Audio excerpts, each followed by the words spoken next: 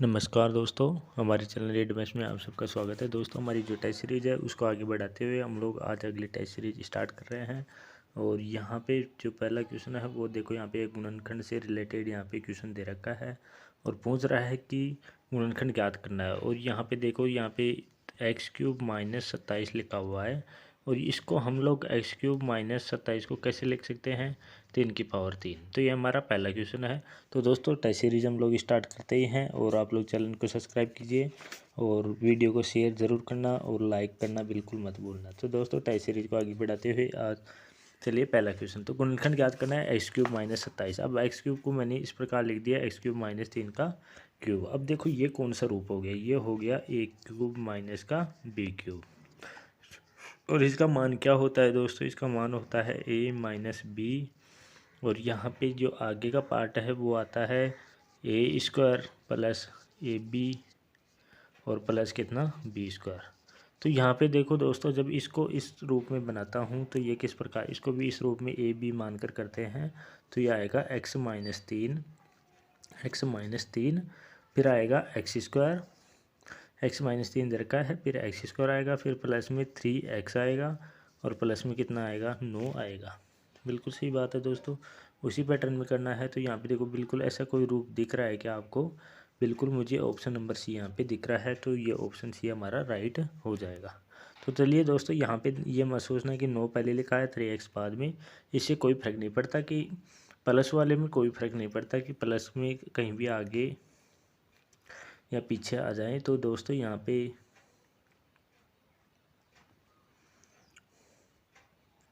तो दोस्तों ऐसा कोई ऑप्शन आपको दिख रहा है कि बिल्कुल सही मुझे दिख रहा है ऑप्शन नंबर ए। यहाँ पे x-3 x² plus 9 plus 3x, तो 9 और 3x देखो कैसे आगे पीछे भी लिख सकते हैं प्लस के अंदर, तो वो कोई फर्क नहीं पड़ता। चलिए दूसरे क्वेश्चन में चलते हैं हम लोग। क्वेश्चन नंबर 2, दो संख्याओं के व्युत्क्रमों का योग 7/24 है।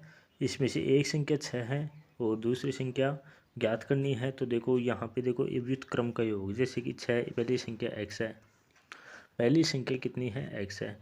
अभी इसका व्युत्क्रम कितना होगा, 6, 1/6, यानी पहली संख्या 6 है तो इसका व्युत्क्रम 1/6 हो गया। दूसरी संख्या का व्युत्क्रम है x/x, मान लेता हूँ, बराबर कितना है, 7/24।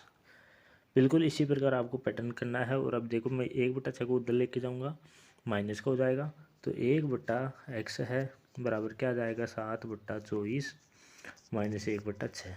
जब इसको हम लोग हल करेंगे तो नीचे कितना आ रहा है, 24 आ रहा है, यहाँ आएगा 7 और यहाँ 4 बराबर कितना, 3/24। अब दोस्तों यहाँ पे 3/24 को मैं हल करूँगा तो कितना आता है, कट रहा है क्या 3 से, बिल्कुल कट रहा है। ये कितनी बार कट रहा है, 1/8, 3 × 24 होता है तो 1/8 आ गया। अब 1/8 आ गया तो दूसरी संख्या ये क्या है, 1/x बराबर, तो x का मान कितना आ गया, यहाँ पे 8 आ गया। चलिए यहाँ पे ऑप्शन नंबर ए अपना राइट हो गया। चलिए अगले प्रश्न में, यहाँ पे अगला क्वेश्चन दे रखा है 26 का स्कोर क्या है। तो 26 का स्कोर सीधी सी बात है, 26 का स्कोर करके देख लो, 26 × 26 676 आएगा, तो अपना ऑप्शन नंबर ए राइट। चलिए अगला प्रश्न। अगला प्रश्न, एक मोटरसाइकिल कितने रुपए की है, 7,840 रुपये में खरीदी गई, 7% लाभ पर बेचा गया, तो उसका विक्रय मूल्य क्या है। तो दोस्तों ये क्या करना है, 7840 है, 7% लाभ पे बेचा तो 107 लिखना है, नीचे कितना है, 100। और आपको क्या करना है, अब इसको जैसे मैं 0 से 0 काट रहा हूँ, अब 107 को 784 से गुणा कर लो, कितना आएगा दोस्तों, 107 को 784 से जब गुणा करोगे तो कितना आएगा दोस्तों, और फिर 10 का भाग और लगाना है, तो आपके पास आएगा 8388.8। ये मैंने कैलकुलेटर में गुणा करके रख लिया है, तो 8388.8 आ गया। तो यहाँ पे ऑप्शन नंबर ए यहाँ पे राइट होगा। चलिए अगला प्रश्न है, 8 संख्याओं का औसत 21 है जी, क्या दे रखा है, 8 संख्याओं का औसत कितना दे रखा है, 21 दे रखा है। और फिर देखो यहाँ पे सभी संख्याओं को 8 से गुणा करते हैं तो प्राप्त संख्याओं का औसत क्या होगा, प्राप्त संख्याओं का औसत क्या होगा, 8 संख्याओं का औसत कितना दोस्तों, यहाँ पे 21 दे रखा है। तो योगफल देखो, योगफल याद करेंगे, यानी जैसे कि संख्या राशियों का योग बटा राशियों की संख्या दे रखा है बराबर औसत दे रखा है, तो क्या करते हैं कि योगफल याद करने के लिए उसी संख्या से गुणा कर लेते हैं। तो क्या करेंगे, योग ज्ञात करेंगे, जब योग ज्ञात करेंगे तो क्या करेंगे, 21 को किससे गुणा करेंगे, 8 से गुणा करेंगे, 21 × 8 बराबर कितना आ रहा है, 168 आ रहा है टोटल योग। अब 168 टोटल योग आ रहा है, तो सभी संख्याओं को 8 से गुणा कर रहे हैं, तो उसके बाद योगफल क्या हो जाएगा, उसके बाद योगफल हो जाएगा 168 गुणा कितना 8 बराबर कितना आ रहा है 168 गुणा 8 1300 कितना है 44। 1300 कितना आ गया 44 आ गया 1344। अब उसमें किसका भाग देना है, आंकड़ों की संख्या। टोटल आंकड़े तो 8 ही है, अब भले ही सबको 8 से गुणा कर दिया हो उससे कोई फर्क नहीं पड़ता। तो 1344 बटे कितना 8 बराबर 168 आ गया आंसर अपना, 168 अपना आंसर आ गया। तो दोस्तों यहाँ पे क्वेश्चन नंबर 6 दे रखा है, एक बैंक से 6,000 रुपये 3 वर्ष के लिए कर लिया गया, उसे 12% वार्षिक ब्याज की दर से साधारण ब्याज अदा करना है, तो 3 साल बाद ब्याज की राशि कितनी बनेगी। तो देखो साधारण ब्याज आपको पता है कि मूलधन गुणा दर गुणा समय बट्टा सूद। दर यहाँ पे 12 दे रखा है और समय 3 वर्ष दे रखा है, और नीचे क्या करना है 100 से भाग देना है।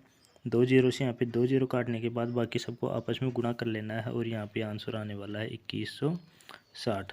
तो 2160 अपना ऑप्शन नंबर सी यहाँ पे राइट होगा। चलिए अगला क्वेश्चन देखो यहाँ पे थोड़ा इस प्रकार से है कि 5/7 प्लस 13/21 प्लस 3/4 इस प्रकार से है कुछ।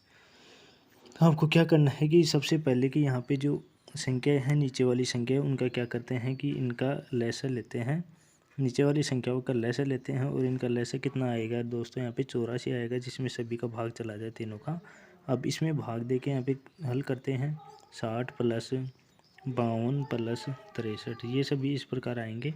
और इसके बाद देखो ऊपर वाले को जोड़ते हैं तो 175 आएगा, और नीचे उसमें भाग देंगे 84 का। तो ये नहीं करता है तो कोई दिक्कत नहीं, ऑप्शन अपने पास दिया हुआ है 175/84। चलिए अगला क्वेश्चन चलते हैं, क्वेश्चन नंबर 8। 25% को भिन्न में बदलना है, ऑप्शन नीचे दिए हुए हैं। तो दोस्तों आपको पता है कि कोई भी संख्या है उसको यदि भिन्न में बदलना है, प्रतिशत को उसमें भाग देना है किसका 100 का भाग देना है। अब देखो क्या कट रहा है कि बिल्कुल कट रहा है, 25 एकम 25 25 चौक 100 1/4 अपना आंसर आएगा। तो 1/4 देखते हैं ऑप्शन में है या नहीं। यहाँ पे देख सकते हैं आप लोग 1/4 यहाँ पे दिया हुआ है। चलिए अगला प्रश्न देखते हैं। अगला प्रश्न क्यूबाइड का आयतन। देखते हैं क्यूब क्या होता है, क्यूब तो घन होता है, और क्यूबाइड क्या होता है, क्यूबाइड होता है यहाँ पे घनाभ होता है दोस्तों, घनाभ। घन और घनाभ में अंतर आपको पता है कि लंबाई चौड़ाई ऊंचाई अलग अलग होती है, और घन में क्या होता है ये तो हो गया क्या क्यूबाइड। और क्यूब की बात करें तो क्यूब इस प्रकार होता है जिसकी लंबाई चौड़ाई ऊंचाई क्या होती है समान होती है, वो क्यूब हो गया, ये घनाभ हो गया। तो यह एल है, ये बी है और ये एच है, तो आपस में एल बी एच अपना ऑप्शन नंबर ए यहाँ पे आने वाला है, ऑप्शन नंबर ए। चलिए अगला क्वेश्चन में चलते हैं। अगला क्वेश्चन क्या दे रखा है कि साइन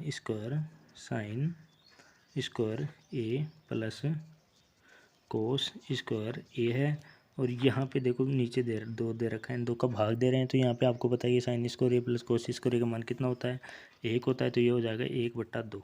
तो 1/2 यहाँ पे सी, यहाँ पे नीचे वाला ऑप्शन 1/2 यहाँ पे आ जाएगा। चलिए अगला प्रश्न देखते हैं। अगला क्वेश्चन में दे रखा है कि एक त्रिभुज में ए बी सी कोण, जिनमें ए कोण दे रखा है बी कोण दे रखा है, तो सी कोण अपने को निकालना है।